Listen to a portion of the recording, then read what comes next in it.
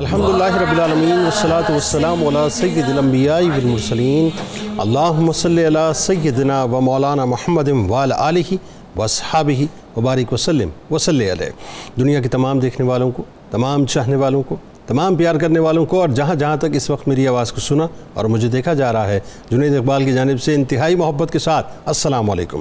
ایک بار پھر ناظرین، آپ کو پر نور صبح نور کے ساتھ میں دل کی گہرائیوں سے خوش آمدید کہتا ہوں، اور آئیے بلا توقف چلیں گے حضرت ابو انیس محمد برکت علی علیہ الرحمہ کی تالیف اسماء النبی کریم صلی اللہ علیہ وآلہ وسلم سے رسول اللہ صلی اللہ علیہ وآلہ وسلم کا ایک اسم مبارک پڑھنے اور سننے کی سعادت حاصل کرتے ہیں۔ سیدنا افضل الانبیاء صلی اللہ علیہ وآلہ وسلم، ہمارے سردار تمام انبیاء سے افضل، درود و سلام بھیجے اللہ آپ صلی اللہ علیہ وآلہ وسلم پر، آپ صلی اللہ علیہ وآلہ وسلم کے آل پاک پر اور صحابہ کرام رضوان اللہ تعالیٰ علیہم اجمعین پر۔ حضرت ابو ہریرہ رضی اللہ تعالیٰ عنہ سے مروی ہے کہ اولاد آدم میں سے 5 ہستیاں ہیں جو کہ بہتر ہیں، سیدنا نوح علیہ السلام، ابراہیم علیہ السلام، عیسیٰ علیہ السلام اور موسیٰ علیہ السلام اور حضرت محمد صلی اللہ علیہ وآلہ وسلم، اور ان سب میں سے افضل حضرت محمد صلی اللہ علیہ وآلہ وسلم ہیں۔ ناظرین، ہمارے ساتھ آج آپ نے ضرور جڑے رہنا ہے، کیونکہ آج ایک ایسے جلیل القدر نبی کی بارگاہ میں ہدیہ عقیدت پیش کرتے ہیں جو حضرت ابراہیم علیہ السلام کے وہ شہزادے ہیں جن کی آمد کی بشارت دینے خود فرشتے حضرت ابراہیم علیہ السلام کی بارگاہ میں اس وقت تشریف لائے جب آپ بڑھاپے کی منزل کو پہنچ چکے تھے، جن کو اللہ تبارک و تعالیٰ نے ان رفتوں اور بلندیوں سے نوازا کہ حضرت یعقوب علیہ السلام سے لے کر حضرت عیسیٰ علیہ السلام تک بنی اسرائیل میں جتنے بھی انبیاء کرام تشریف لائے سب کے سب حضرت اسحاق علیہ السلام ہی کی نسل میں تشریف لائے، سوائے سرور دو جہاں صلی اللہ علیہ وآلہ وسلم کے کہ آپ علیہ السلام حضرت اسماعیل علیہ السلام کی نسل سے تھے۔ ناظرین کرام، حضرت اسماعیل علیہ السلام کی پیدائش کے 14 سال بعد اللہ تبارک و تعالیٰ نے حضرت ابراہیم علیہ السلام کو ایک ایسے سعادت مند فرزند حضرت اسحاق علیہ السلام 100 برس کی عمر میں عطا فرمائے کہ روایات کے مطابق یہ وہ سال تھا جس سال حضرت ابراہیم علیہ السلام اور حضرت اسماعیل علیہ السلام نے اللہ کا گھر یعنی خانہ کعبہ تیار فرمایا، جس پر حضرت ابراہیم علیہ السلام بار بار اللہ کا شکر ادا کیا کرتے تھے۔ حضرت اسحاق علیہ السلام اپنے بھائی حضرت اسماعیل علیہ السلام کے پردہ فرمانے کے بعد نبوت پر فائز ہوئے۔ آپ کی اولاد آپ جانتے ہیں کہ بنی اسحاق کہلائی، اور یہ آپ کے شہزادے حضرت یعقوب علیہ السلام کو آپ کی دعا ہی کا ثمرہ تھا کہ اللہ تعالیٰ نے حضرت یعقوب علیہ السلام کی نسل میں نبوت و بادشاہت و رزق کی فراوانی و اولاد کی کثرت عطا فرمائی۔ قرآن پاک کی ناظرین تقریباً 8 آیات میں براہ راست یا غیر مستقیم طور پہ حضرت اسحاق علیہ السلام کی نبوت کی طرف اشارہ کیا گیا، مثلا آپ کی نبوت کے بارے میں، آپ کی اولاد پر آسمانی کتاب کے نازل ہونے کے بارے میں، آپ کو شریعت عطا فرمانے کے بارے میں، آپ پر وحی نازل ہونے کے بارے میں، آپ کی اطاعت کرنے کے حکم کے بارے میں، آپ کی امامت کے بارے میں۔ ان آیات میں آپ کی شریعت کو حضرت ابراہیم علیہ السلام کی شریعت یعنی دین حنیف قرار دیا گیا، جس کی بنیاد توحید پر رکھی گئی۔ اب ناظرین، یہاں ایک بات ذہن میں رکھیں، آپ جانتے ہیں کہ بنی اسرائیل اور اہل عرب یعنی ان کے درمیان ایک رفٹ ہے۔ بنی اسرائیل اہل عرب سے حسد کرتے ہیں، وجہ یہ کہ اہل عرب حضرت اسماعیل علیہ السلام کی نسل سے ہیں، اور انہی کی نسل پاک سے خاتم نبوت حضرت محمد مصطفیٰ صلی اللہ علیہ وآلہ وسلم تشریف لائے۔ بنی اسرائیل کی یہ شدید خواہش رہی، اور ہے بھی ظاہر ہے کہ وہ عظیم اور جلیل القدر شرف و مرتبہ جو مسلمانوں کو ملا اسے غلط قرار دے کے خود سے منسوب کر لیں، اور اپنے اسی مذموم اور جھوٹے منصوبے کی خاطر انہوں نے اللہ تعالیٰ کی کتاب تورات میں بھی تبدیلی کر ڈالی، اور حضرت اسماعیل علیہ السلام کی بجائے حضرت اسحاق علیہ السلام کو ذبیح اللہ ثابت کرنے کی کوشش کی۔ یعنی آپ یہ دیکھیں، آپ جانتے ہیں اس وقت اگر آپ کے سامنے گوگل ہو تو ایک لمحے کے لیے اگر آپ بیت المقدس کا نقشہ نکالیں تو جو سنہری گنبد ہے جس کے بارے میں عام یہ تصور کیا جاتا ہے کہ یہ مسجد اقصیٰ ہے، یہ ایکچولی مسجد اقصیٰ نہیں ہے ناظرین، یہ قبۃ الصخرہ ہے جسے ڈوم آف دی راک کہا جاتا ہے۔ اس عمارت کے اندر چٹان کی سی صورت ایک بہت بڑا سا پتھر موجود ہے جو تقریباً 18 میٹر لمبا ہے اور 18 میٹر چوڑا ہے، جو مسلمانوں، یہودیوں اور عیسائیوں کے لیے یکساں مقدس ہے۔ یہودیوں اور عیسائیوں کے لیے ڈوم آف دی راک ناظرین اس لیے مقدس ہے کہ ان کے عقیدے کے مطابق حضرت ابراہیم علیہ السلام نے اس پتھر پر اپنے پیارے بیٹے حضرت اسحاق علیہ السلام کے گلے پر اللہ تعالیٰ کے حکم سے چھری چلائی تھی، لہذا ان کے مطابق حضرت اسحاق علیہ السلام ذبیح اللہ ہے۔ اور مسلمانوں کے سامنے اس پتھر کی عقیدت یوں ہے کہ جب خاتم النبیین صلی اللہ علیہ وآلہ وسلم کو معراج عطا ہوئی تو سرور دو جہاں اس پتھر سے براق پر سوار ہو کر معراج کے سفر پر تشریف لے گئے۔ کچھ علماء ناظرین اس جگہ کے متعلق رائے رکھتے ہیں کہ اسرافیل علیہ السلام اسی جگہ جگہ سے سور پھونکیں گے جس کے بعد قیامت قائم ہوگی۔ اب یہ جو قربانی کا معاملہ ہے ناظرین، اس کو سمجھ لیں کہ کتاب پیدائش باب 22 میں حضرت اسحاق علیہ السلام کی قربانی کا تذکرہ موجود ہے۔ اسی کے ساتھ یہ بھی اسی باب 22 میں کئی جگہ بے شمار مرتبہ جو ہے وہ یہ تصریح سے بات آتی ہے کہ جس بیٹے کو قربانی کے لیے حضرت ابراہیم علیہ السلام لے کے گئے تھے وہ آپ کا اکلوتا بیٹا تھا، اور کتاب پیدائش کے باب 21 میں یہ واضح طور پر موجود ہے کہ حضرت اسحاق علیہ السلام سے پہلے حضرت ہاجرہ سلام اللہ علیہ کے بطن سے یعنی ایک فرزند تولد ہوئے۔ قرآن مجید نے یہودیوں کے تمام اس طرح کے عقائد کی مکمل طور پر تردید کی اور واضح فرما دیا کہ حضرت ابراہیم علیہ السلام کے پہلے بیٹے حضرت اسماعیل علیہ السلام تھے جنہیں ذبح کرنے کے لیے حضرت ابراہیم لے کے گئے تھے۔ بہرحال ناظرین، وقت سمٹا، آئیے آغاز کرتے ہیں۔ ہمارے ساتھ اس وقت 3 شخصیات موجود جو یقیناً کسی تعارف کے محتاج نہیں۔ پہلی شخصیت ممتاز عالم دین ہمارے بزرگ محترم جناب پروفیسر محمد سعید احمد خان صاحب تشریف فرما ہیں۔ دوسری شخصیت ممتاز اسکالر جناب ڈاکٹر شبیر احمد جامی صاحب تشریف فرما ہیں، اور تیسری شخصیت ممتاز عالم دین جناب علامہ بدرالزماں قادری صاحب تشریف فرما ہیں۔ تینوں آپ کو السلام علیکم، خوش آمدید۔ آغاز کرتے ہیں پروفیسر صاحب آپ سے۔ سب سے پہلے تو یہ بتائیے، یہ حضرت اسحاق علیہ السلام، ظاہر آپ کا خاندانی تعارف یہاں سے آغاز کیجئے، اور خاص طور پہ وہ جو ایک پورا منظرنامہ ہے کہ جس وقت حضرت ابراہیم علیہ السلام سے باقاعدہ فرشتوں کی ملاقات ہوتی ہے، اور حضرت ابراہیم علیہ السلام کو حضرت اسحاق علیہ السلام کی، حضرت یعقوب علیہ السلام کی پیدائش کی باقاعدہ بشارت دی جاتی ہے، تو قرآن نے اس پورے منظرنامے کو بیان کیا ہے۔ آغاز کیجئے۔ بسم اللہ الرحمن الرحیم، اللہم صلی علی محمد وعلی آل محمد وبارک وسلم۔ بہت شکریہ محترم جنید اقبال صاحب، ہماری زبانیں جن پاک اسماء مبارکہ کے ساتھ شروع ہو رہی ہیں یہ بھی یقیناً ایک عبادت کا درجہ رکھتی ہیں۔ جی، قرآن کریم میں جب بھی ہم سیدنا ابراہیم علیہ السلام، اسماعیل علیہ السلام، یعقوب علیہ السلام اور اسحاق علیہ السلام کا تذکرہ کرتے ہیں تو یقیناً ان ناموں کے زبان پر لانے پر بھی ہمیں اجر و ثواب ملتا ہے۔ بے شک۔ اور ان کا خاندانی تعارف بیان کرتے ہوئے اس سے بڑھ کر میں کیا عرض کروں کہ جن کو قرآن پاک نے یہ کہہ کر کہ وَتَقَلُّبَكَ فِي السَّاجِدِينَ کا سرٹیفکیٹ دیا ہو کہ محبوب علیہ السلام آپ سجدہ گزاروں کی پشتوں میں منتقل ہوتے چلے آئے، سجدہ گزاروں کی یہ مقدس جماعت۔ اور یہاں پر ہمیں یہ بھی یاد رکھنا چاہیے کہ یہ جو اولاد آدم میں انبیاء علیہ السلام کی ایک جماعت ہے، یہ مقدسہ ہے، معطرہ ہے، معمبرہ ہے، مطہرہ ہے۔ واہ سبحان اللہ۔ اور اس کا ایک ایک فرد اپنے اندر عظمت انسانی کے ایسے پہلو لاتا ہے کہ جن پر غور و فکر کرنے سے انسان اپنی عظمت کو پہچاننے لگ جاتا ہے۔ اب سیدنا حضرت اسحاق علیہ السلام کا ذکر کرتے ہوئے جب ہم ان کے خاندانی تعارف میں تو یہی کہتے ہیں کہ آپ ابراہیم علیہ السلام سے لے کر حضرت سام تک 9 واسطوں سے حضرت نوح علیہ السلام تک آپ کا تعلق چلا جاتا ہے۔ تو سیدنا ابراہیم علیہ السلام کے ہاں حضرت اسحاق علیہ السلام کا آنا قرآن کریم کی روشنی میں اس حقیقت کی طرف اشارہ کرتا ہے جسے شیخ فرید الدین عطار نے یوں بیان کیا کہ حمد بے حد مر خدائے پاک را، آنکھ ایمان داد مشت خاک را، بے پدر فرزند پیدا او کند، طفل را در مہد گویا او کند۔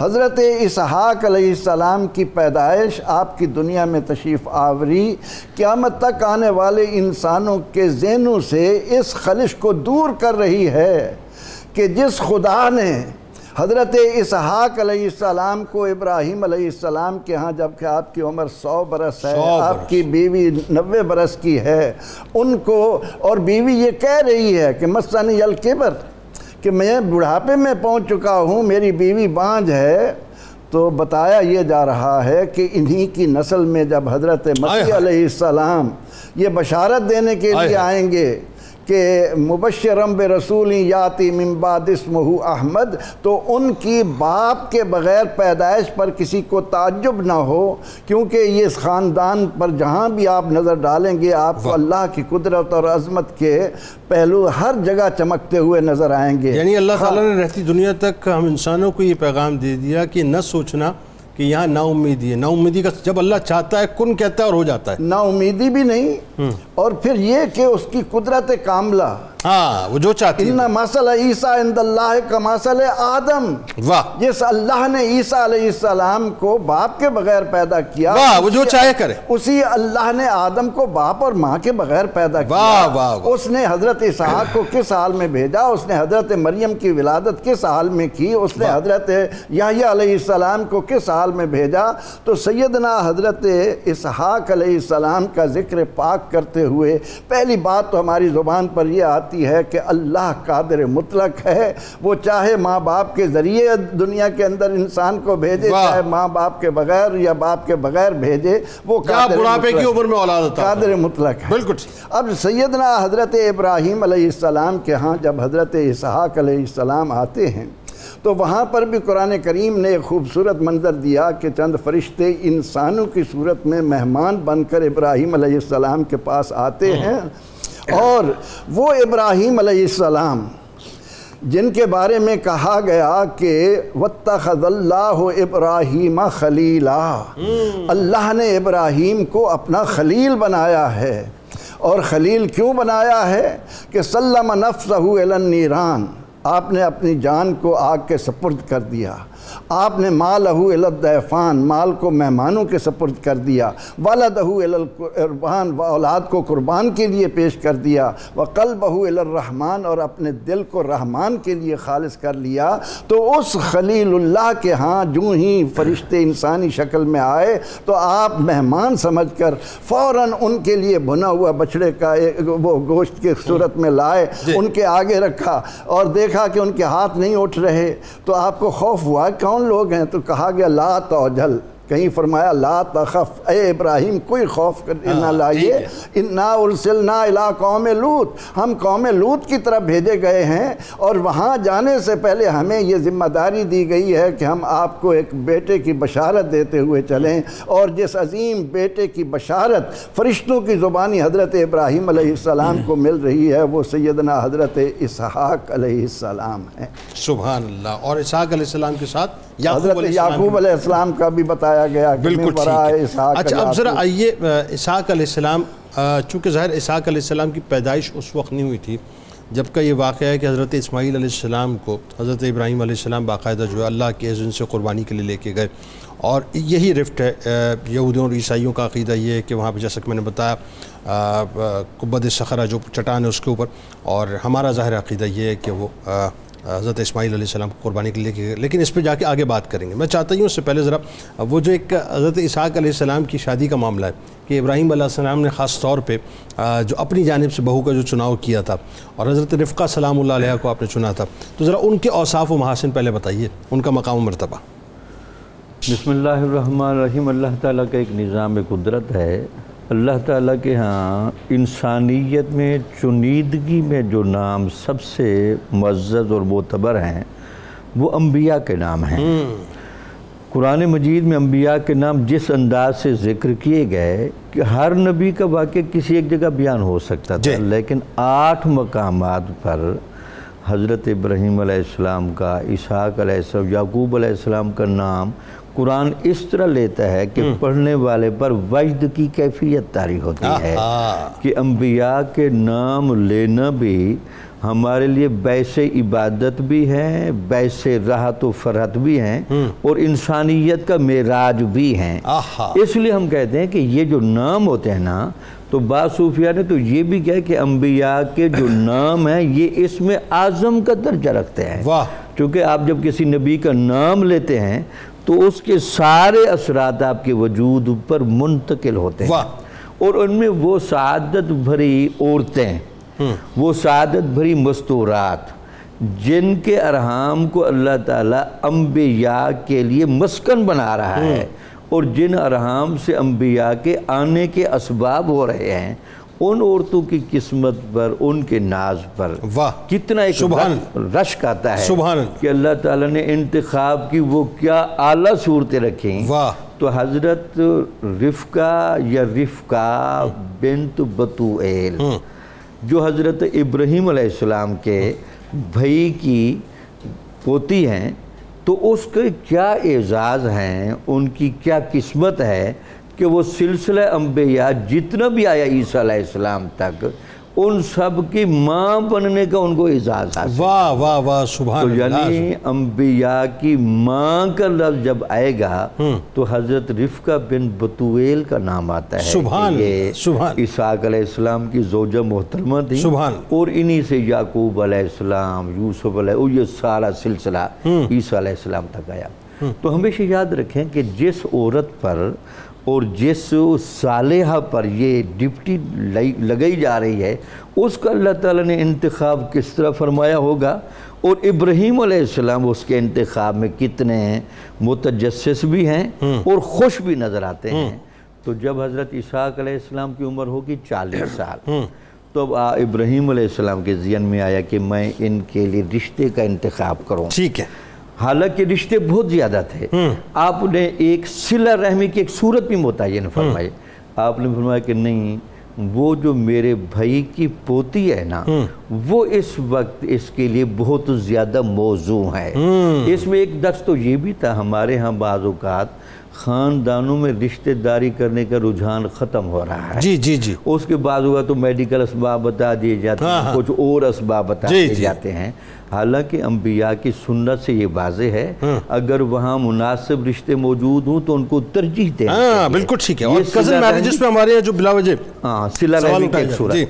تو آپ ابراہیم علیہ السلام حضرت اسحاق علیہ السلام کی بیوی کے طور پر جب انتخاب کرنے لگتے ہیں تو اپنے غلام کو بلاتے ہیں کہ آپ بتویل کے پاس جا کر ان سے بات کریں اور اسحاق علیہ السلام کے لیے رشتہ لیں۔ اس وقت خود آپ بتاتے ہیں کہ میں اپنی یہ بننے والی بہو سے خوش اس لیے ہوں کہ اس کی 3 عادتیں تو مجھے بہت زیادہ پسند ہیں۔ وہ کیا؟ پہلی عادت یہ فطرت سلیمہ کی اتنی پابند ہیں، حالانکہ ہمارے خاندان میں آذر وغیرہ یہ جو لڑی تھی، ان میں یہ مسائل رہے کہ یہ بت پرست تھے، لیکن یہ سلیقہ شعار جو ہیں یہ بت پرستی سے بالکل ہی پاک صاف ہیں۔ اور دوسری بات یہ ہے کہ ان کے اندر تقوی اور طہارت بڑا ہے، پاک دامنی، انہوں نے اپنے آپ کو بڑا سنبھال کے رکھا ہوا ہے۔ تیسرا یہ سلیقہ شعار بڑے ہیں۔ مجھے لگتا ہے کہ میرے بیٹے کے گھر آ کر یہ ان کے لیے باعث سکون بھی بنے گی، باعث راحت بھی بنے گی، اور ہنر مند بھی ہیں۔ یہ 3 خصوصیات کے پیش نظر اس میں شاید پیغام یہ بھی ہے، ہم عام طور پر مال اور حسن کو زیادہ ترجیح دیتے ہیں، حالانکہ اس کی وجہ سیرت و کردار کو ترجیح دینی چاہیے، چونکہ وہ سیرت و کردار آگے اولادوں میں منتقل ہوتا ہے اور اس سے نسلیں بنتی ہیں۔ تو حضرت ابراہیم علیہ السلام یہاں سیرت و کردار کی حامل، اگرچہ یہ حسن و جمال والی بھی بہت تھیں، لیکن سیرت و کردار کو اہمیت اس لیے دی کہ یہ تمام انبیاء کی ماں بننے والی ہیں۔ اور آپ یہ دیکھیں، یہ حضرت ابراہیم علیہ السلام کی نگاہ، کمال، کیا کمال نگاہ، کیا ایک تو یہ کہ اسحاق علیہ السلام کے حوالے سے بہو کا چناؤ، لیکن اگر اس سے پہلے آپ دیکھیں اسماعیل علیہ السلام کے حوالے سے جب وہ پہلی بہو تھی تو آپ جس وقت پہلی مرتبہ وزٹ کے لیے گئے تو صرف آپ نے چند لمحے جو ہے کلام کیا تھا، آپ اترے بھی نہیں تھے اپنی سواری سے، لیکن آپ نے جاتے تھے پیغام دیا تھا کہ میرا بیٹا آئے تو اس کو کہنا کہ چوکھٹ بدل لو۔ وہ جو چوکھٹ بدلنے کا واقعہ ہے، اور پھر اس یعنی آپ دیکھیں یہ والدین کی فراست ہوتی ہے بنیادی طور پہ کہ وہ اپنی اولاد کے لیے کیا بہتر سمجھ رہے ہوتے ہیں، کیونکہ نسل اس سے کیری آن ہونی ہے نا۔ اور پھر حضرت رفقہ سلام اللہ علیہ کہ جن کو یہ سعادت نصیب ہوئی کہ شوہر بھی نبی، ان کے سسر بھی نبی، ان کے دیور بھی نبی، اور پھر ان کی اولادوں میں وہی بات ہے کہ سارا مطلب جو ہے وہ آپ ماں بنی۔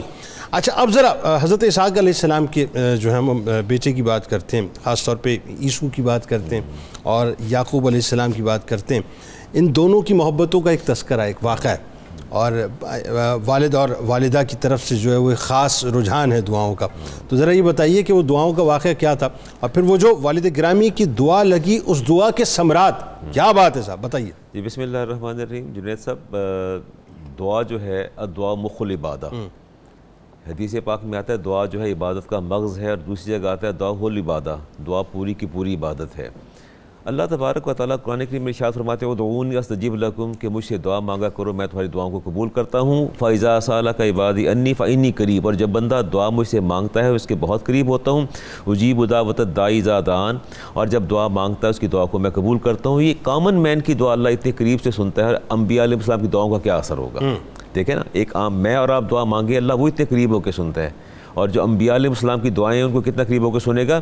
رسالت مآب علیہ السلام نے فرمایا کہ لیسا شیء اکرم علی اللہ من الدعاء، اللہ کے نزدیک دعا سے زیادہ کوئی چیز قابل تکریم نہیں ہے. اتنی اللہ کو پسند ہے عام بندہ اگر دعا مانگے تو.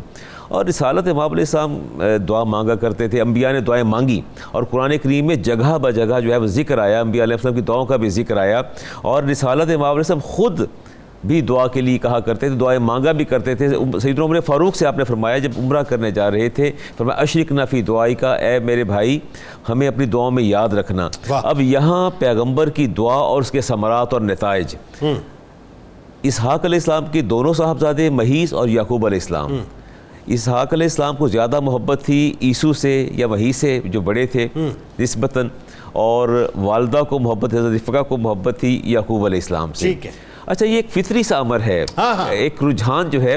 میرے نبی نے ارشاد فرمایا تھا کہ یا اللہ میں تمام ازواج سے انصاف کرتا ہوں، میرے دل کا میلان جو ہے وہ عائشہ کی طرف ہے. ایک فطری سا امر ہے کہ تو دونوں سے محبت تھی، اور یہ ہوتا ہے پیرنٹ میں ہوتا ہے کہ پیرنٹس کے اندر ہوتا ہے. لیکن اس میں ایسا کبھی بھی نہیں ہوتا کہ اگر ایک سے محبت زیادہ ہے تو دوسروں کو نگیٹ نہیں کرتے، نگیٹ بھی نہیں کیا جا سکتا. لیکن قلبی میلان جو ہے وہ زیادہ ہوتا ہے. اور اس کو اچھا آپ کا میلان زیادہ عیسو کی طرف تھا، اور آپ کی زوجہ کا میلان جو تھا حضرت رفقہ کا وہ یعقوب علیہ السلام کی طرف تھا.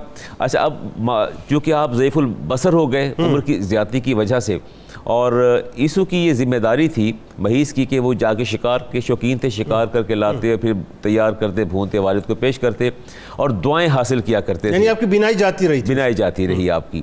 اور جب ایک دفعہ شکار کرنے گئے عیسو، اور پیچھے والدہ نے دیکھا تو محبت تھی ظاہر یعقوب علیہ السلام سے، فرمانے لگی کہ موقع بہت اچھا ہے، آپ ایسا کریں بکری کھڑی ہے ذبح کریں، ذبح کر کے اس کو بھون کے لا کے اپنے والد کو پیش کریں. تو انہوں نے یعقوب علیہ السلام دعائیں اچھا وہ انہوں نے فوری طور پہ جا کے چونکہ اور فرمایا کہ دعائیں لے لو. وہ جانتی تھی کہ جب بھی آپ کے سامنے کھانا رکھا جاتا ہے تو آپ بے حد دعائیں دیا کرتے تھے اور دعا دیا کرتے ہیں. معلوم یہ ہوا کہ جب کوئی آپ کی خدمت کرے، چاہے وہ اولاد ہو یا غیر اولاد ہو، اس کے لیے اس کو دعاؤں کا جو ہے اس کو تحفہ پیش کرنا چاہیے. اور اس میں یہ بھی معلوم ہوا کہ ماں کو یہ بات معلوم ہوتی ہے کہ باپ کی دعا کا کتنا اثر ہے. بالکل اولاد کو چاہیے کہ باپ کی دعا لے. وہ اسی لیے بے قرار رہتی تھی کبھی یہ پیش کریں اور ان کو بھی دعاؤں کے جو ہے وہ ہدیے میسر آئیں. تو آپ نے بکری کو ذبح کی، اور ذبح کرنے کے بعد جو ہے گوشت لا کے والد کے سامنے رکھا. جب آپ نے اس کو کھانا کھایا تو آپ نے 3-4 باتیں فرمائیں. فرمایا اللہ تمہاری نسل میں انبیاء پیدا فرمائے، سبحان اللہ. اللہ آپ کی نسل میں بادشاہ بھی پیدا فرمائے، سبحان اللہ. اور پھر فرمایا اللہ آپ کا رزق بھی کشادہ فرما دے، اور اللہ آپ کو اولاد کثیر عطا فرما دے. اچھا یہ دعائیں تھیں جنید صاحب، آپ دیکھیے دعاؤں کے اثرات، آپ دیکھیے کہ اللہ نے یعقوب علیہ السلام کو وہ مرتبہ عطا فرمایا کہ پورے بنی اسرائیل کا لقب بھی آپ کے حصے میں آیا، اور پھر عیسیٰ علیہ السلام تک پورے انبیاء کی ایک چین جو ہے پروفٹ ہوڈ کی وہ پوری کی پوری آپ کی نسل میں پیدا ہوئی. یہ دیکھیں کتنا بڑا اس کی تاثیر کیسی ہے. اور پھر فرمایا اللہ آپ کی نسل میں بادشاہ پیدا کرے. سلیمان علیہ السلام بادشاہ تھے، داؤد علیہ السلام بھی بادشاہ تھے. آپ یہ دیکھیں بادشاہت بھی آ گئی نسل کے اندر، اور نبوت بھی آ گئی، اور اولاد ایسی کثیر ہوئی کہ پوری چین آف پروفٹ ہوڈ چل پڑی اور ٹل عیسیٰ علیہ السلام تک آ کے وہ پہنچی. اتنے اثرات تھے. اچھا انہوں نے گوشت پیش کیا، آپ نے دعائیں دی، اور دعاؤں کی تاثیر بھی آپ کے سامنے آ گیا. قرآن بھی اس کو بیان کرتا ہے. اتنی دیر میں وہ مہیس بھی جو ہے وہ بھی آ گئے، اور انہوں نے آتے ساتھ ہی آپ کو جب کھانا پیش کیا تو آپ نے فرمایا کہ میں تو ابھی کھا لیا ہے. تو عرض کیا کہ میں لے کے آیا ہوں. آپ سمجھ گئے، لیکن آپ نے اظہار نہیں فرمایا، آپ نے وہ بھی تناول فرما لیا. ان کی دل شکنی نہیں کی، اس کو روکا، پھر ان کو بھی دعا دی، ادھر بھی دعا دی، اس کو بھی دعا دی. آپ دیکھیں کہ والدین توازن کیسا رکھتے ہیں. آپ نے اپنے بیٹے کا دل نہیں توڑا اور نہ ہی اس کی دل شکنی کی. فرمایا اچھا لاؤ یہ بھی ہم کھا لیتے ہیں، اور پھر دعائیں بھی دی کہ آپ سرسبز شاداب رہیں اور آپ کو پھلوں کی نعمتیں میسر آئیں، اور ان کو بھی دعاؤں سے نوازا. لیکن ایک فطری سا امر ہے مہیز کے دل میں، اور ان کی نسل میں بھی اسی انداز سے اثرات پھر نظر آئے. ہاں بالکل اثرات نظر آئے، اور نسل چلی بہت آگے چلی. جو رومی نسل ساری وہیں سے چلی. لیکن آپ دیکھیے دعاؤں کے بعد آگے دیکھیے ایک فطری سا امر ہے جو رشک کہہ لیں، رقابت کہہ لیں، رشک کہہ لیں. رشک کا لفظ زیادہ موضوع اور مناسب ہے، بلکہ یہ بھی ڈیوائن پلان تھا کہ آپ کو نکل کے اسحاق علیہ السلام کو جو ہے وہ کوچ کرنا تھا ایک سرٹن ٹائم کے لیے. اور آپ دیکھیں جب والدہ نے دیکھا آپ کے بیٹے یعقوب علیہ السلام کو کوچ کرنا پڑا. اب دیکھیے والدہ نے جب دیکھا کہ دونوں بھائیوں کے مابین مہیز کے دل کے اندر جو ہے وہ اپنے بھائی کے لیے ایک سکل اور بوجھ سا پیدا ہو گیا ہے، تو فرمایا بیٹے آپ ایسا کریں کہ آپ اپنے ماموں کے پاس چلے جائیں. دیکھیں ماں باپ کی دانائی اور فراست آپ دیکھیں نا کہ بیٹوں کے درمیان اگر کہیں بھی ہلکا سا بھی شائبہ ہوتا ہے تو انہوں نے فوری طور پر قدم اٹھایا، ماموں کے آ گئے، وہاں شادی کی یعقوب علیہ السلام نے ماموں کی بیٹی سے، اور وہیں ان کے جب رہائش پذیر تھے وہیں اللہ تعالیٰ نے آپ کو 11 بیٹے عطا فرمائے سوائے حضرت بنیامین کے، وہ دوسری جگہ پیدا ہوئے. اچھا میں نے کہا نا کہ آپ کو یہ بھی مجھے ایک وہ بات ہے ایک ڈیوائن پلان کا پورا حصہ نظر آتا ہے. جی جی. اور اس پہلو میں بھی ایک خاص پہلو نظر آتا ہے کہ اگر یعقوب علیہ السلام نکل کے نہ جاتے تو یعقوب علیہ السلام سفر نہ کرتے تو ایک خاص پتھر پہ جا کے جو ہے وہ آپ سر رکھ کے استراحت نہ فرماتے تو اس پر نشان نہ لگاتے اور پلٹ کے پھر واپس نہ آتے اور وہی جگہ جو ہے وہ بنیادی طور پہ بیت المقدس نہ بنتی, ہیکل سلیمانی وہاں پر تعمیر نہ ہوتا, عبادت گاہ تعمیر نہ ہوتی. تو یہ سب ڈیوائن پلان ہے میرے رب کا کہ اللہ تعالیٰ نے ان کو خاص مقصد کے لیے ہجرت کروائی تھی. سرکار علیہ السلام کی بارگاہ میں, سرکار علیہ السلام کی اولاد کی بارگاہ میں درود پاک, ان کی آل کی بارگاہ میں درود پاک پیش کیجئے. اور آئیے انشاءاللہ لوٹ کے پھر آپ کو بتلاتے ہیں کہ حضرت اسحاق علیہ السلام کو اللہ تبارک و تعالیٰ نے جو نبوت و شریعت عطا فرمائی, پھر یہ جو آسمانی کتب اتری صاحب ان کا معاملہ کیا تھا. اور پھر ایک اور بات, بنی اسرائیل چوزن فیو میں تھے. یار آپ دیکھیے کتنا اللہ تعالیٰ نے ان کو رفتوں سے نوازا. قرآن اس کے بارے میں کیا کہتا ہے؟ درود پاک سرکار کی بارگاہ میں.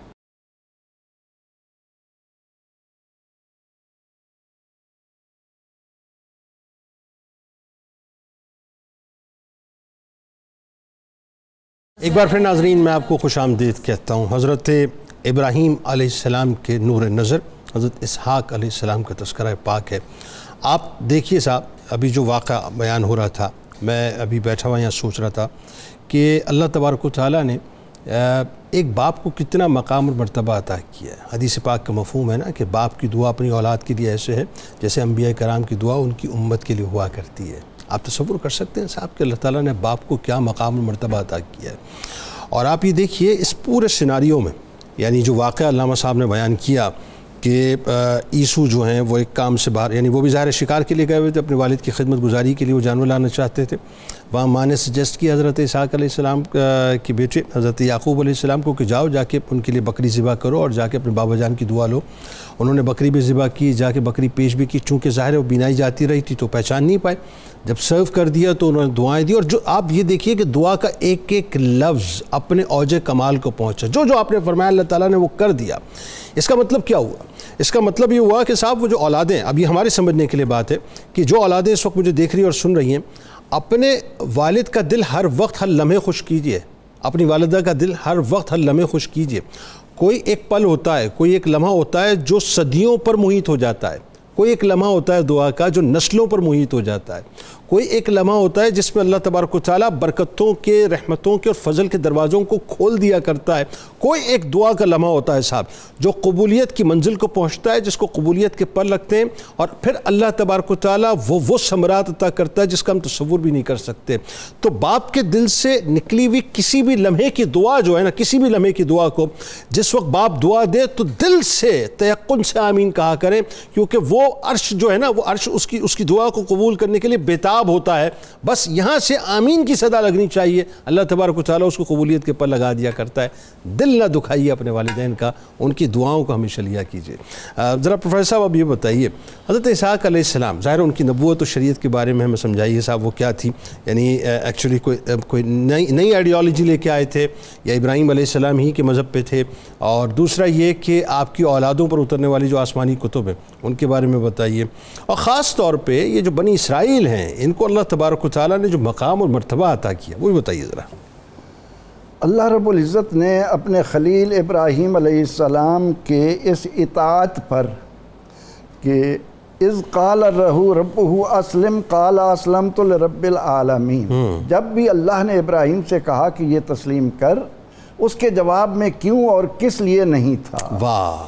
اس نتیجے میں اللہ نے ابراہیم علیہ السلام کو جس مقام پر کھڑا کیا, آپ جد الانبیاء ہیں. سبحان اللہ. اور آپ کی اولاد کے بارے میں قرآن نے کہا کہ وَكُلًّا جَعَلْنَا نَبِيًّا, ہم نے سب کو نبوت دی.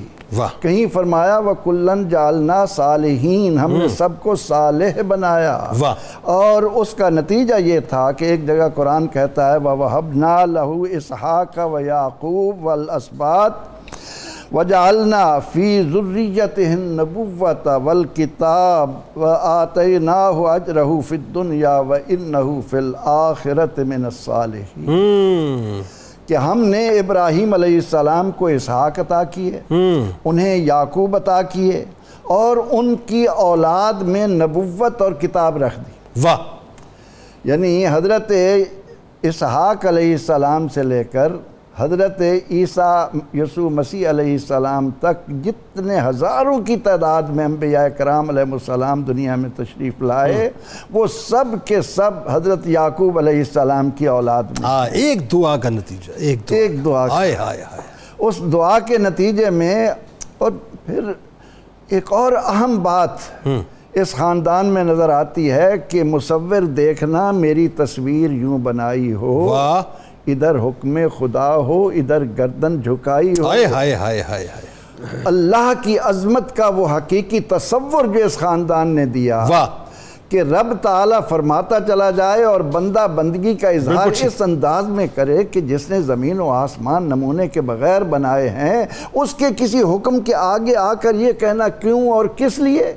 اس کا نتیجہ یہ تھا کہ اللہ رب العزت نے حضرت ابراہیم علیہ السلام کی دعا کے صلے میں انہیں کہیں تو کہا کہ اولی الائید والابصار، یہ صاحب قوت بھی تھے، صاحب بصیرت بھی تھے. اور پھر یہ کہ ان میں تورات، ان میں انجیل، ان میں زبور، ان میں صحیفے، ان میں کتنے صحیفے اللہ تعالیٰ نے ان کی اولاد کو عطا فرمائے. تو ان کے اندر جلیل القدر انبیاء کرام علیہ السلام کا آنا، کتابوں کا نازل ہونا، صحیفوں کا ملنا، یہ سارے کا سارا اثر ہے سیدنا ابراہیم علیہ السلام کی اطاعت اور ان کے سامنے شریعت کے اس انداز کو لے کر چلنا. یعنی ابراہیم علیہ السلام کی اطاعت بھی اور پھر اسحاق علیہ السلام کی جو مطلب اطاعت، سیدنا حضرت اسحاق علیہ السلام کو اچھا اللہ نے ابراہیم علیہ السلام کی جو شریعت تھی اسی پر اسحاق علیہ السلام جی دین حنیف، دین حنیف پہ تھے. دین حنیف پر ہی ہے. حضرت اسحاق علیہ السلام کو کنعان کی طرف بھیجا گیا اور دمشق کے اندر تو یہ عالم تھا کہ دمشق کے 7 دروازوں پر انہوں نے بت بھی بنا کر رکھے ہوئے تھے اور مختلف انداز سے انہوں نے اپنے توہمات کے صورتیں بنا کر رکھی ہوئی تھیں جن کی وہ بت پوجا کرتے تھے. سیدنا ابراہیم علیہ السلام کے دور میں تو ہم دیکھتے ہیں کہ آپ کی جو امت تھی آپ کے ہاں جو جن کی طرف بھیجا گیا انہوں نے جگہ جگہ بت خانے بنا رکھے تھے، بتوں کی پوجا کرتے تھے. پھر ابراہیم علیہ السلام نے ان کو ان بتوں کی حقیقت بتانے کے لیے خاص انداز بھی اختیار کیا. تو سیدنا حضرت اسحاق علیہ السلام نے کنعان میں آ کر ان لوگوں کو شریعت مطہرہ جو دین حنیف کے طور پر تھی وہ ان کے سامنے رکھی. پھر ان کے بیٹے سیدنا حضرت یعقوب علیہ السلام، حضرت اسحاق علیہ السلام کی خدمت، ان کی اطاعت گزاری، ان کی دعاؤں کے ثمرے میں اللہ تعالیٰ نے آپ کو اسرائیل اور ساتھ لگایا بنی اسرائیل. اسرائیل لقب ٹھہرا یعقوب علیہ السلام کا. ٹھیک ہے. اب بنی اسرائیل کا لفظ جہاں بھی آتا ہے وہ ساری کی ساری اولاد یعقوب آتی ہے. پھر اللہ تعالیٰ قرآن کریم میں جگہ جگہ فرماتا ہے کہ یا بنی اسرائیل اذکروا نعمتی التی انعمت علیکم وانی فضلتکم علی العالمین. اے بنی اسرائیل میرے انعامات کو یاد تو کرو کہ میں نے تمہیں جہان والوں پر فضیلت دی، میں نے تمہیں طرح طرح کی نعمتوں سے نوازا. اور ان نعمتوں کو بھی گنواتے ہوئے قرآن کریم جس انداز میں بیان کرتا ہے اس میں سے اگر صرف ایک بات کو بنی اسرائیل یاد رکھ لے کہ اذ نجیناکم من آل فرعون یسومونکم سوء العذاب یذبحون ابناءکم ویستحیون نساءکم وفی ذالکم بلاء من ربکم عظیم. اے اولاد یعقوب اللہ کا وہ انعام تو یاد کرو کہ جب ہم نے تمہیں فرعون کی قوم سے نجات دی جو تمہارے بیٹوں کو ذبح کر رہے تھے، جو تمہاری عورتوں کو چھوڑ رہے تھے اور تمہیں طرح طرح سے ذلتوں سے دوچار کر رہے تھے.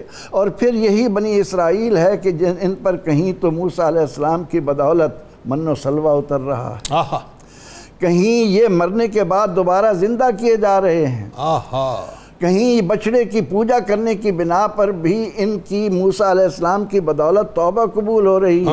وَإِذْ وَعَدْنَا مُوسَىٰ 40 لَيْلَةً ثُمَّ اتَّخَذْتُمُ الْعِجْلَ.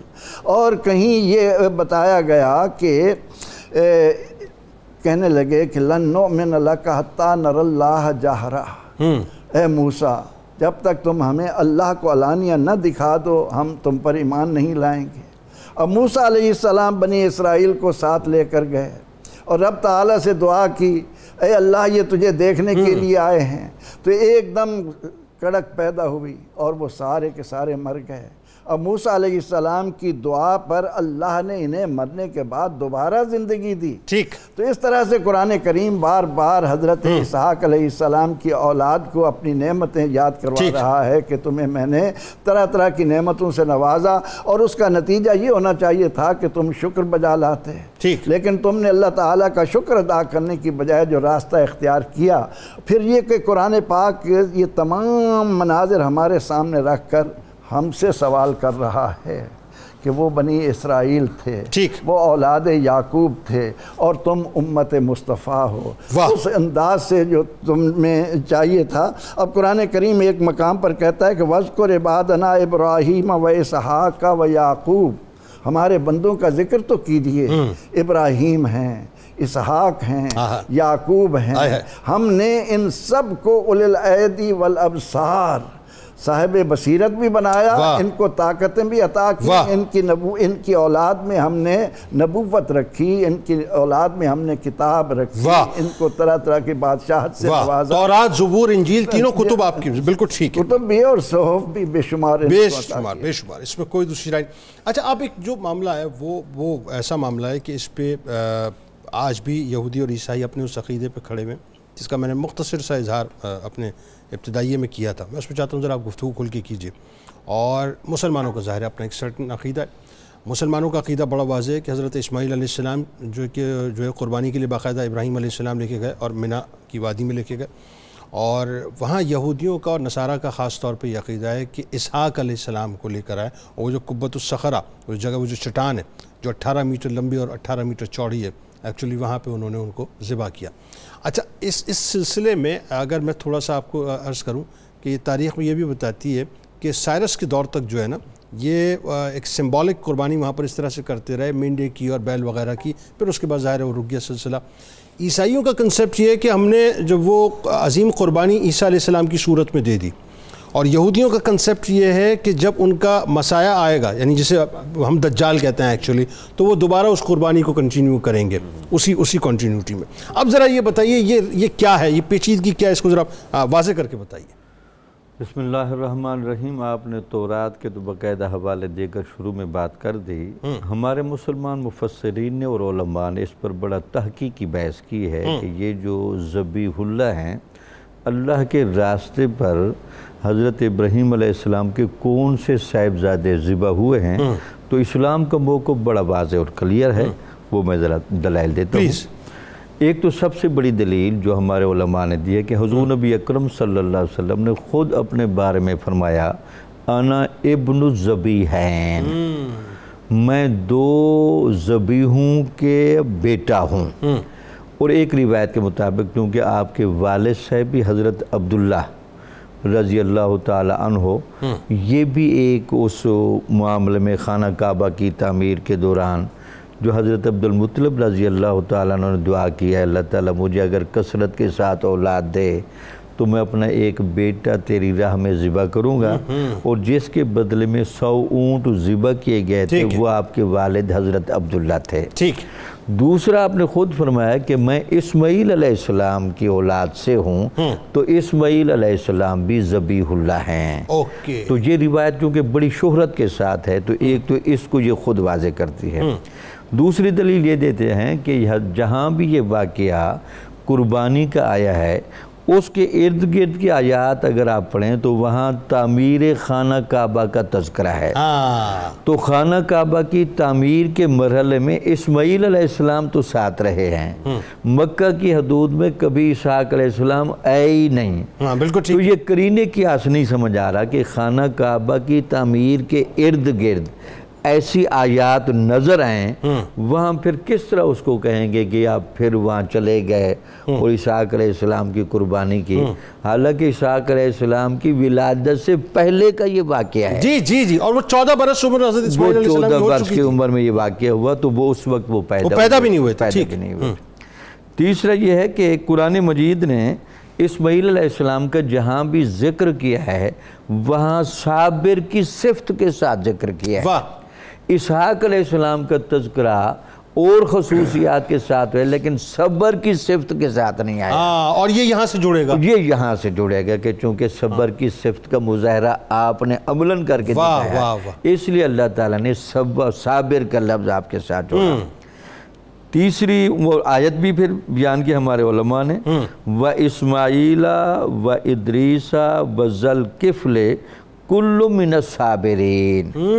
تو یہاں اسحاق علیہ السلام کا نام نہیں آیا، اسماعیل، ادریس علیہ السلام اور ذوالکفل جو تھے یہ صابرین انبیاء میں سے تھے۔ ٹھیک، اس کے بعد اگلی جو بڑی اس سے بھی زیادہ خوبصورت دلیل ہے وہ یہ ہے کہ جو یہ کہتے ہیں کہ اسحاق علیہ السلام کی قربانی دی، جی، تو اسحاق علیہ السلام کے بارے میں تو اللہ تعالیٰ نے حضور ابراہیم علیہ السلام کو یہ خوشخبری دی تھی کہ اسحاق علیہ السلام کا بیٹا یعقوب بھی آئے گا۔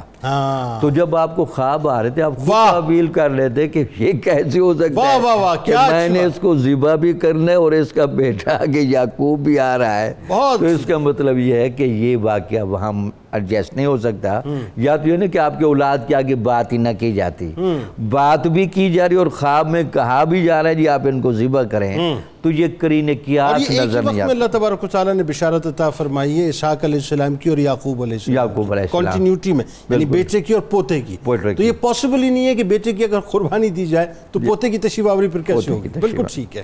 اس کے علاوہ ذبح کے موقع پر یہ بھی ہمارے مفسرین کے ذبح کے موقع پر جو دمبا آیا تھا وہ اس دمبے کے جو سینگ تھے وہ کافی عرصہ خانہ کعبہ کی دیواروں کے ساتھ لٹکائے رکھے گئے تھے، اور یہ بات تاریخ سے ثابت ہے۔ تو اس کا مطلب کہ یہ واقعہ بنیادی طور پر مینا کی حدود میں پیش آیا، اور مینا کی حدود میں پیش آنے کے بعد اس کے اب بھی وہ جگہیں موجود ہیں جہاں شیطان آ کر وسوسہ ڈالتا رہا، وہاں جمرات کی شکل میں اب بھی چیزیں موجود ہیں، تو لہٰذا وہ جو سینگ اتنا عرصہ لگائے گئے، اور پھر جب خانہ کعبہ پہ خدا کسی موقع پہ جب حملہ ہوا تھا تو وہ کہا جاتا ہے روایات میں کہ پھر وہ سینگ جل گئے تھے، وہ سینگ جل گئے، بالکل ٹھیک، وہ سینگ جل گئے تھے۔ تو اس میں یہ سارے دلائل بتاتے ہیں کہ حضرت اسماعیل علیہ السلام ہی ذبیح اللہ ہیں، اسحاق علیہ السلام ذبیح اللہ نہیں ہیں۔ اسحاق علیہ السلام کو لگتا ہے کہ اللہ تعالیٰ نے وہ سعادت دی کہ آپ کی نسل سے انبیاء بھیجے، اور اسماعیل علیہ السلام کو ایک تو ذبیح اللہ کا لقب دیا، دوسرا ان کی نسل سے حضور نبی اکرم صلی اللہ علیہ وسلم کا اعزاز یہاں ان کو نصیب۔ اچھا آپ یہ دیکھیے قدرت کا نظام کیا حسین اور کیا خوبصورت اور کتنا بیلنسڈ نظام ہے۔ آپ دیکھیں کہ حضرت اسحاق علیہ السلام، حضرت اسماعیل علیہ السلام، اب اسماعیل علیہ السلام کی نسل میں جو ہے کوئی ایک نبی سوائے نبی کریم صلی اللہ علیہ وسلم کے، اور یہاں اسحاق علیہ السلام کی نسل میں سارے انبیاء کرام جو ہیں ان کی تشریف آوری ہوئی، چین آف پروفٹ چل رہی ہے۔ آپ دیکھیے ہاں مطلب کیسی بات ہے کہ یعقوب علیہ السلام سے لے کے عیسیٰ علیہ السلام تک جو ایک تسلسل ہے، اور یہاں اللہ تعالیٰ نے جب اسماعیل علیہ السلام کو چنا تو خاتم نبوت کے لیے جو ہے وہ آپ کو چنا۔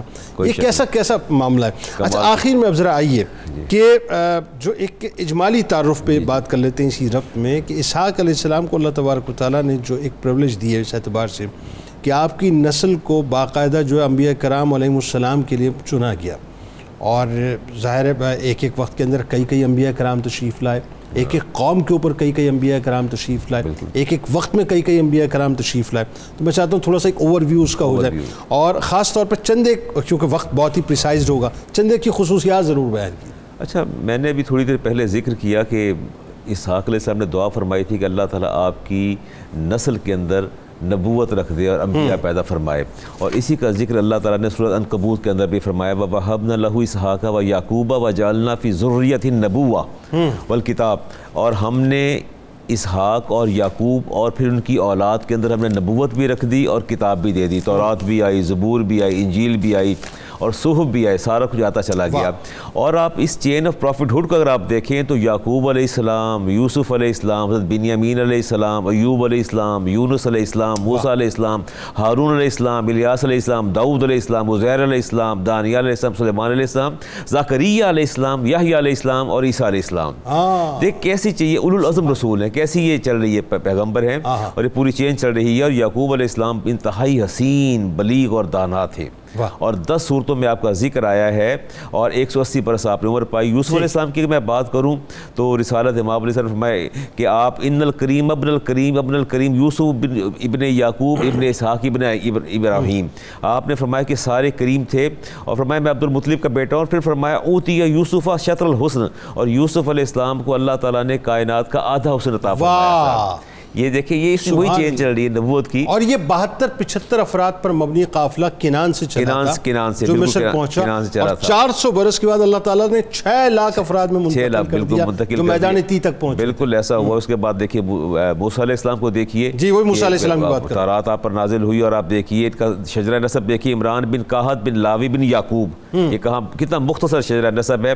اور پھر رسالت امام علیہ السلام نے پوچھا کہ عاشورہ کا روزہ کیوں رکھتے ہیں, تو آپ سے عرض کیا گیا رسول اللہ یہ فرعون سے نجات ملی تھی. موسیٰ علیہ السلام فرمایا کہ انا اولا بموسیٰ منہم, میں زیادہ ان کے قریب ہوں ان یہودیوں کی نسبت. فصام و امر بالصیام ہی, آپ نے خود بھی عاشورہ کا روزہ رکھا اور ہمیں بھی حکم فرمایا کہ روزہ رکھا کرو, چونکہ موسیٰ میرے بھائی ہیں اور ہم زیادہ حقدار اس چیز کے ہیں کہ ان سے محبت کی جائے. اور جب آپ معراج پہ تشریف لے جاتے ہیں تو فرمایا وہ قائم یصلی فی قبرہ ہی, آپ نے فرمایا میں نے موسیٰ علیہ السلام کو دیکھا وہ اپنی قبر کے اندر بھی نماز ادا فرما رہے تھے.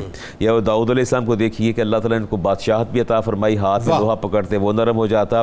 اور آپ نے امام بخاری کی فرمایا احب الصیام الی اللہ صام داؤد, اللہ کو جو سب سے زیادہ روزے پسند ہے وہ صوم داؤدی ہیں جو الٹرنیٹ ڈیز میں رکھے جاتے ہیں. پھر فرمایا اللہم انی اسألک حبک, یا اللہ میں تجھ سے سوال کرتا ہوں اس کی داؤد علیہ السلام کی محبت کا, وحب من یحبک, اور جو داؤد سے محبت کرے یا اللہ تو بھی اسے محبت فرما اور ان کو زبور عطا فرما. ہاں زبور عطا فرما, اور وہ پھر زبور عطا فرمائی. سلیمان علیہ السلام کو دیکھ کے اللہ نے بادشاہ. اچھا یہ بھی دیکھیے کیسی ترتیب ہے کہ تورات کی اگر ہم بات کریں, مطلب اگر میں غلط نہیں ہوں تو میری تصحیح فرمائیے گا, وہ احکامات پر مبنی ہیں, زبور اللہ کی حمد پر مبنی ہے, اور انجیل کی آپ بات کریں تو وہ حکمتوں پر اور نصائح پر مبنی ہے. بالکل زبردست بات فرمائی, بالکل اچھی بات, زبردست بات فرمائی آپ نے. سلیمان علیہ السلام کو اللہ نے بادشاہت بھی عطا فرمائی اور دیکھیں نبوت بھی عطا فرمائی. 700 سال اور 6 ماہ آپ نے حکومت فرمائی, اور پھر چونٹی کا خطاب جو آپ نے کیا اور قوت سماعت آپ کی, وہ ساری چیز کے اندر آتی ہے. زکریا علیہ السلام کو دیکھی, یحییٰ علیہ السلام کو دیکھی, اور چین جا کے ختم ہوتی ہے عیسیٰ علیہ السلام پر جا کے دیکھتی ہے کہ جن کی ولادت بھی باکمال ولادت ہے, جن کی والدہ کے نام پہ اللہ نے پوری سورہ قرآن کریم کے اندر نازل فرما دی ہے. اور آپ نے بچپن میں اپنی ماں کی پارسائی اور پاک دامنی کی گواہی دے دی. اور آپ کو, اور میرے نبی نے فرمایا کہ کیف انتم اذا نظر ابن مریم فیکم, تمہاری خوشی کی اس وقت انتہا نہیں ہوگی جب عیسیٰ ابن مریم تمہارے اندر جو ہے وہ نزول فرمائیں گے. تو گویا انتہائی. آپ نے فرمایا انا اول الناس بعیسیٰ ابن مریم فی الدنیا والآخرہ, دنیا اور آخرت میں عیسیٰ ابن مریم میرے سب سے زیادہ قریب ہوں گے. تو اب دیکھیے نبی کریم علیہ السلام کو کتنی محبت عیسیٰ علیہ السلام سے, چونکہ اور اس کے درمیان زمانہ فترت ہے. عیسیٰ علیہ السلام کے بعد کوئی نبی نہیں آیا, اس کے بعد میرے نبی تشریف لائے. تو ایک لمبی چین تھی نبوت کی جو اللہ تبارک و تعالیٰ نے ان سے چلائی. اور زکریا علیہ السلام نے جو دعا فرمائی وہاں کھڑے ہو کے جہاں مریم علیہ السلام تشریف فرماتی پھل آتے تھے, اور اللہ نے پھر اس کی آپ کو خوشخبری بھی سنا دی. یا زکریا انا نبشرک بغلام اسمہ یحییٰ, اللہ نے فرمایا کہ زکریا ہم آپ کو بیٹے کی خوشخبری دیتے ہیں, اور بیٹے کا نام بھی ساتھ تجویز فرما دی, ان کا نام بھی جو ہے وہ یحییٰ ہوگا. تو گویا اللہ تبارک و تعالیٰ نے خاص کرم فرمایا, اور یہ سارے ثمرات تھے اسحاق علیہ السلام کی دعا کے, وہ دعا کے جو یعقوب. یعنی اگر اس پورے پروگرام کا میں کرکس نکالوں تو یہ کہنا درست ہوگا کہ ایک باپ کی دعا جو ہے وہ تقدیروں کو نسلوں کو بدل دیا کرتی ہے. بالکل بالکل بالکل, اور تقدیروں کو نسلوں کو جو رفتوں پہ پہنچا دیا کرتی ہے, اور اس کی تاثیر جو ہے آخر تک چلتی ہے. اور آپ یہ دیکھیے کہ عیسیٰ علیہ السلام ظاہر ہے چونکہ ظاہر نہ وہ قتل کیے گئے نہ وہ مصلوب کیے گئے, وہ اٹھا دیے گئے آسمانوں کی طرف, دوبارہ بھیجے جائیں گے. اور کمال یہ کہ وہ اس وقت تو بنی اسرائیل سے ان کا تعارف تھا, لیکن اب جب آئیں گے تو امتی کی حیثیت نبی کریم کی ذات سے تعارف ہوگا ان کا, ہے نا. یعنی یوں کہیے کہ جن 2 لڑیوں کی ابتدا, اس کو سمیٹ لیتے ہیں کہ ان 2 لڑیوں کی ابتدا جو حضرت اسحاق علیہ السلام کی اولادوں کے سلسلے میں ہوئی, ٹھیک ہے نا, بالکل صحیح فرمایا. اب ان لڑیوں کو جا کے جو ہے ابراہیم علیہ السلام کی اولادوں کے سلسلے میں ہوئی کہ حضرت یعقوب علیہ السلام سے, اور وہاں پہ جو ہے حضرت اسماعیل علیہ السلام سے, آخر میں جا کے جوائن ہو جائیں گے, آخر میں جا کے جو ہے وہ لڑیاں آپس میں مل جائیں گے. بالکل ٹھیک ہے, بہت شکریہ آپ تینوں احباب کا آپ تشریف لائے. اللہ تبارک و تعالیٰ اس ذکر کو قبول فرمائے, کل بروز محشر ذکر کرنے والوں اور سننے والوں کو حضرت اسحاق علیہ السلام کا صدقہ عطا فرمائے. کتاب الشفا کی جانب چلتے ہیں. آزمائش میں کامیابی کا عمل آپ کو بتلاتے ہیں کہ اگر کوئی شخص کسی بڑی سے بڑی آزمائش میں مبتلا ہو تو اللہ تبارک و تعالیٰ کا اسم مبارک یا بدیو 100 مرتبہ پڑھ کے 41 دن تک یعنی اسے پڑھا جائے, انشاءاللہ آسانی کے اسباب پیدا ہو جائیں گے. جد الانبیاء حضرت ابراہیم علیہ السلام کا قول ہے کہ ہر حال میں ایمان پر قائم رہنا, اللہ تعالیٰ کی رضا میں راضی رہنا, اور اس کے لیے جینا اور اس کے لیے مرنا, اہل ایمان کا شیوا ہوا کرتا ہے۔ روزنامہ 92 نیوز میں آج مضمون ضرور پڑھیں۔ اسحاق علیہ السلام کے حوالے سے ٹویٹر پہ میں فالو کر لیجئے، فیس بک پیج کو لائک کر لیجئے، یوٹیوب چینل کو سبسکرائب کر کے بیل آئیکن کو ضرور کلک کر لیجئے۔ آپ وہاں موجود ہیں، ہم یہاں موجود ہیں، مل کے نعرہ لگائیں گے، لیکن اس سے پہلے ذرا تجدید عہد وفا۔ لا یؤمن احدکم حتی اکون احب الیہ من والدہ وولدہ والناس اجمعین۔ اللہ تعالیٰ آپ کا، ہمارا، ہم سب کا، پاکستان کے لیے بہت دعا کیجیے صاحب، پاکستان کا اور امت مسلمہ کا حامی و ناصر ہو، آمین۔ پاکستان کا مطلب کیا؟ لا الہ الا اللہ محمد رسول اللہ صلی اللہ علیہ وآلہ وسلم۔